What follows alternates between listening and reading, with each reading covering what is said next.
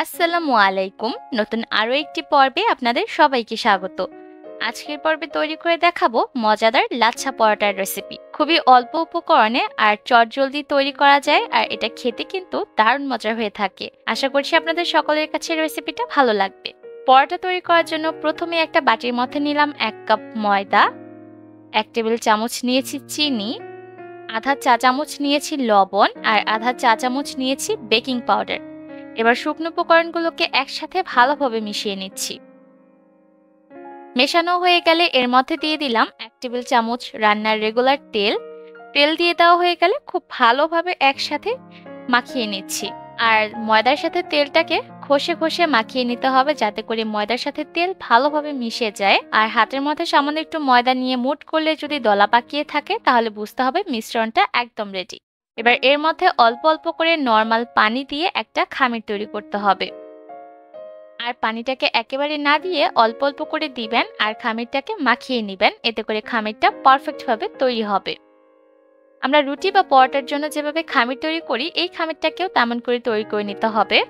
আর খামিরটা তৈরি করা হয়ে গেলে এটাকে আমি একটা ঢাকনা দিয়ে ঢেকে 20 মিনিটের মতো রেস্টে রেখে দিব।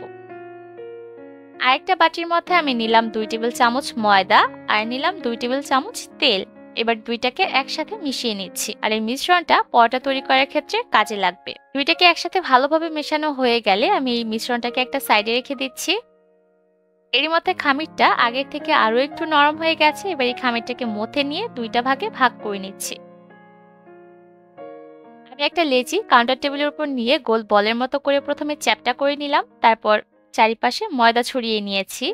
এবার এই লেচিটা দিয়ে পাতলা করে একটা রুটি বেলে নিতে হবে। আর লাচ্ছা পরোটা তৈরি করার ক্ষেত্রে অবশ্যই রুটিটাকে পাতলা করে বেলে নিবেন। যত পাতলা করে রুটিটা বেলে নিতে পারবেন পরোটাগুলো ততটা পারফেক্ট হবে। আর রুটিটা যাতে কাউন্টার টেবিলের গায়ে আটকে না যায় তার জন্য আমি কাউন্টার টেবিলে শুকনা ময়দা ছড়িয়ে নিয়েছি।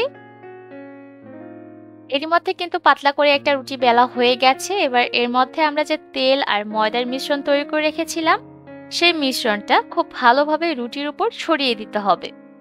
একদম ভালোভাবে পুরো রুটির উপর এই মিশ্রণটাকে ছড়িয়ে দিতে হবে। তেল আর ময়দার মিশ্রণটা ছড়িয়ে দেওয়া হয়ে গেলে এবার একটা ছুরির সাহায্যে এই রুটিটাকে কেটে নিতে হবে। আর আপনারা স্ক্রিনে দেখে নিশ্চয়ই বুঝতে পারছেন আমি কিন্তু বেশ অনেকটা চিকন করেই এই রুটিটাকে কেটে নিচ্ছি। যতটা চিকন করে আপনারা এই রুটিটাকে কেটে নিতে পারবেন পরোটার লেয়ারগুলো তত ভালোভাবে দেখা যাবে। আমি যথাসম্ভব চিকন করে এই পরোটাটাকে কেটে নিচ্ছি। আপনারাও চেষ্টা করবেন রুটিটাকে একটু চিকন চিকন করে কেটে নেওয়ার জন্য।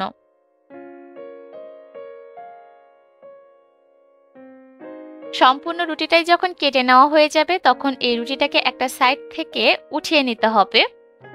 আর আমি কাজটা কিভাবে করছি আপনারা স্ক্রিনে দেখে নিশ্চয়ই বুঝতে পারছেন।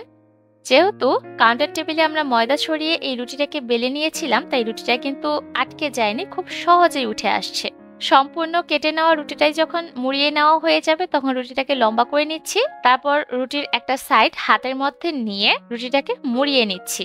আর একটা সাইড থেকে মুড়িয়ে নেওয়া হয়ে গেলে অপর যে সাইডটা থাকবে সেই সাইডটাকে নিচে আটকে দিতে হবে। নিচে আটকিয়ে দেওয়া হয়ে গেলে রুটিটাকে একটু চেপে সিল করে দিচ্ছি, এতে করে আর নিচ থেকে খুলে আসবে না। এবার হাতের সাহায্যে চ্যাপটা করে নিয়ে বেলুনের সাহায্যে বেলে নিচ্ছি।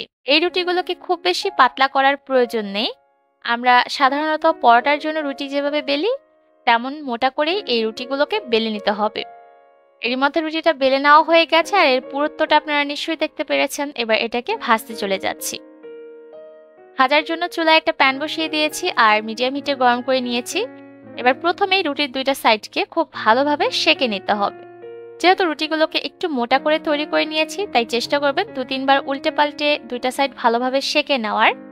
আর যখন দুইটা সাইডে খুব ভালোভাবে সেদ্ধ হয়ে যাবে তখন এর উপর আমি বাটার লাগিয়ে দিচ্ছি। বাটার দিয়ে দেওয়া হয়ে গেলে রুটিটাকে উল্টে দিয়েছি আর উপর থেকেও আবার বাটার লাগিয়ে নিলাম। এবার এই পরোটাটাকে ভেজে নিতে হবে। কোনোভাবে চুলার আঁচ বাড়িয়ে দিয়ে পরোটাটাকে ভাজবেন না, এতে করে পরোটার উপরে খুব তাড়াতাড়ি রং ধরে যাবে কিন্তু ভিতর থেকে কাঁচা থেকে যাবে। তাই চুলার আঁচ মিডিয়াম হিটে রেখে পরোটাটাকে উল্টে পাল্টে লালচে রং করে ভেজে নিতে হবে। এর মধ্যে কিন্তু পরোটাটা ভাজা হয়ে গেছে আর দেখে নিশ্চয়ই বুঝতে পারছেন লেয়ারগুলো কিন্তু খুব ভালোভাবে বোঝা যাচ্ছে। একদম সহজ পদ্ধতিতে হোটেল স্টাইলে লাচ্ছা পরোটা আপনারা এখন ঘরেই তৈরি করে নিতে পারবেন। তৈরি করে নেওয়া এই লাচ্ছা পরোটাটা আপনারা এমনিও খেতে পারেন, আবার চাইলে চিকেন কারি অথবা চিকেন চাপের সাথে সার্ভ করতে পারেন। আশা করছি আমার আজকের এই সহজ রেসিপি আপনাদের কাছে ভালো লেগেছে। বাড়িতে অবশ্যই রেসিপিটা ট্রাই করবেন। আজকের মতো এখানেই বিদায় নিচ্ছি। সবাই অনেক ভালো থাকবেন। আল্লাহ হাফেজ।